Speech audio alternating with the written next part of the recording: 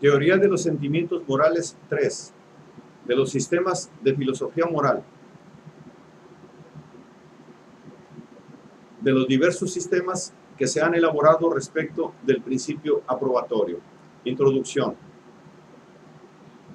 La cuestión más importante en filosofía moral, después de la indagación acerca de la naturaleza de la virtud, es la relativa al principio aprobatorio, al poder o facultad mentales que hacen que ciertos caracteres nos resulten agradables o desagradables, nos obligan a preferir determinada manera de comportamiento a otra manera distinta, nos conducen a calificar de buena a la una y de mala a la otra, y nos llevan a considerar a la primera como un objeto digno de aprobación, de honra y recompensa, de culpa, censura y castigo a la segunda.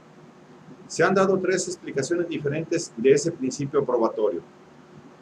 Según algunos, se aprueban o reprueban las propias acciones, así como las de los otros, solamente por amor a sí mismo o por cierto reconocimiento de su propensión a hacernos felices o desgraciados.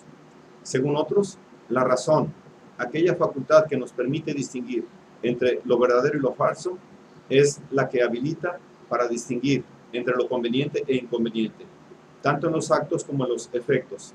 Según otros, esa distinción depende totalmente de un inmediato sentimiento y una emoción, y obedece a la satisfacción o aversión que nos inspira la contemplación de ciertos actos y emociones. El amor a sí mismo, la razón y el sentimiento, por lo tanto, son los tres diferentes orígenes que se han señalado al principio aprobatorio. Pero antes de que proceda a examinar estas distintas doctrinas, debo advertir que la elucidación de esa segunda cuestión, aunque de la mayor importancia especulativa, no tiene ninguna en la práctica. La cuestión relativa a la naturaleza de la virtud necesariamente influye en nuestra noción del bien y del mal en muchos casos particulares. La relativa al principio aprobatorio no puede tener el mismo efecto. Examinar de qué artificio o mecanismo interior proceden esas diversas nociones y sentimientos es asunto de mera curiosidad filosófica. De los sistemas que derivan el principio aprobatorio del amor a sí mismo. No todos los que explican el principio aprobatorio por el amor a sí mismos lo hacen de la misma manera, y hay bastante confusión e inexactitud en los diversos sistemas. Según Mr. Hobbes y muchos de los que le siguen, el hombre se ve impulsado a refugiarse en la sociedad, no por ningún amor natural hacia sus semejantes, sino porque, faltándole la colaboración de los otros, es incapaz de subsistir holgadamente y al abrigo de todo peligro.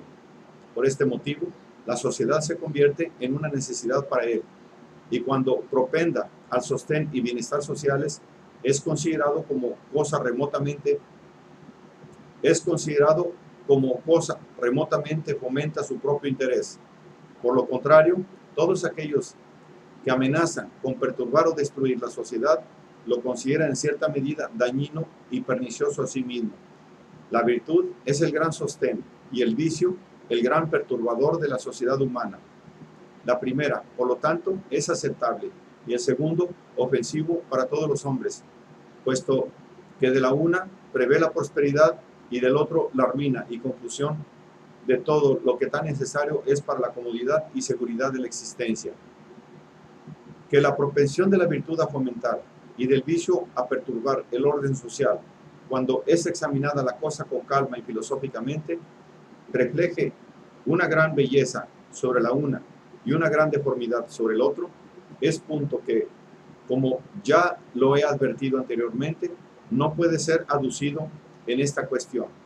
La sociedad humana, considerada desde cierto punto de vista abstracto y filosófico, se nos presenta como una inmensa máquina cuyos ordenados y armoniosos movimientos producen innúmeros efectos agradables.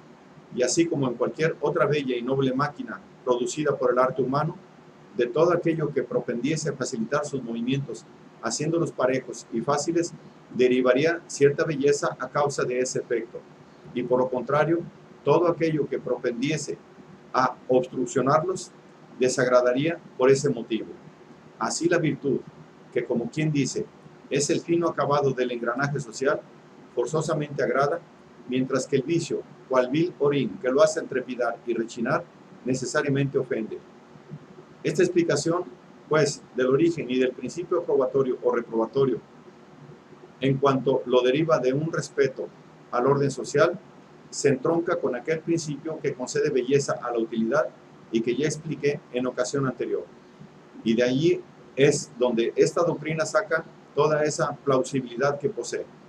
Cuando esos autores describen las innumerables ventajas que la vida culta y social tiene sobre la salvaje y solitaria, cuando se extiende sobre la necesidad de la virtud y el orden como sostenes de la primera, y demuestran cuán infaliblemente propende el predominio del vicio y desobediencia a las leyes a implantar de nuevo la segunda, el lector se siente fascinado por la novedad y magnificencia del pasaje que ponen ante su vista.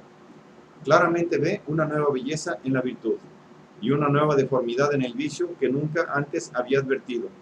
Y, por lo general, tan encantado está con el descubrimiento que por rareza se detiene a reflexionar en que si antes no había reparado en esta visión política, es imposible que sea el fundamento de la aprobación y reprobación con que siempre ha estado acostumbrado a considerar aquellas diversas cualidades. Por otra parte, cuando esos autores derivan del amor a sí mismos, el interés que sentimos por el bienestar social y el aprecio que por ese motivo testimoniamos a la virtud, no quiere decir que cuando en esta época aplaudimos la virtud de Catón y abominamos de la infamia de Catilina, nuestros sentimientos sean inducidos de la noción del beneficio que podamos recibir del uno, ni del menoscabo que soportemos a causa del otro. La forma como, según estos filósofos, apreciamos al virtuoso personaje y culpamos al desordenado, no es entendido que la prosperidad y el trastorno sociales en aquellas remotas edades y naciones sean influyentes sobre nuestra felicidad o desdicha presentes.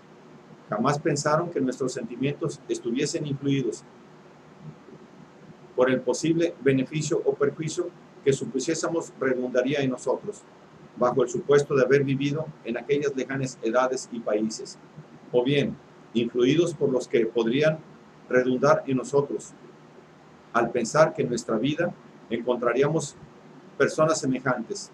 En suma, la idea con que esos autores andaban a tientas, pero que no pudieron dilucidar, era esa su simpatía indirecta que experimentaron hacia quienes reciben el beneficio o sufren el perjuicio proveniente de la índole tan opuesta de esos personajes. Y eso era lo que confusamente señalaban cuando afirmaron que era la idea del provecho o del sufrimiento lo que incitaba nuestro beneplácito o indignación, sino el concepto o imaginación del posible provecho o sufrimiento en el caso de tener que actuar en compañía de semejantes asociados. Sin embargo, la simpatía no puede, en modo alguno, considerarse un principio egoísta. Cuando simpatizo con vuestra aflicción o vuestra indignación, puede sostenerse, ciertamente, que mi emoción se funda en amor a mí mismo, porque surge de ese hacer mío vuestro caso, de ese ponerme en vuestra situación y de ahí concebir lo que sentiría en tales circunstancias. Empero, aún con mucha propiedad, se dice que la simpatía surge de un cambio imaginario de situaciones con la persona principalmente afectada. Con todo, tal cambio imaginario no se supone que me acontezca a mí, en mi propia persona y carácter, sino en la persona con quien simpatizo. Cuando me conduelo de la muerte de tu hijo, no considero, a fin de poder compartir tu aflicción, lo que yo, persona determinada por mi carácter y profesión, sufriría si tuviese un hijo, sino que considero lo que sufriría si en verdad yo fuera tú, y no solamente cambio contigo de circunstancias, sino de personas y sujetos. Mi aflicción, pues, es enteramente por tu causa y en absoluto por la mía.